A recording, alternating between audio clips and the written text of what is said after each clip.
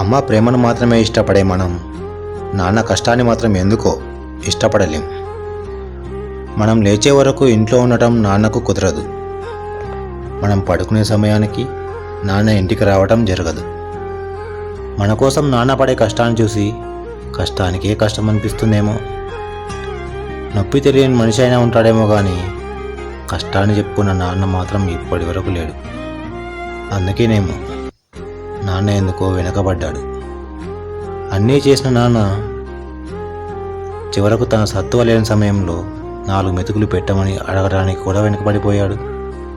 కాదు అన్నింటా నాన్న వెనకబడిపోతే నాన్నకి 4 మెతుకులు నాంచకుండా పెట్టడానికి మాత్రం మనమే వెనకబడిపోయాం. ఇక మనకి నాన్న విలువ తెలిసేది ఎప్పుడు? మనం నాన్న అయితే తప్ప. మనకి నాన్న విలువ తెలిసేటప్పటికీ నాన్న మనతో ఉండొచ్చు, ఉండకపోవచ్చు. కాబట్టి నాన్న ఉన్నప్పుడే నాన్నను నాన్నలా చూసుకుందాం. థ్యాంక్ యూ నాన్న. We love you.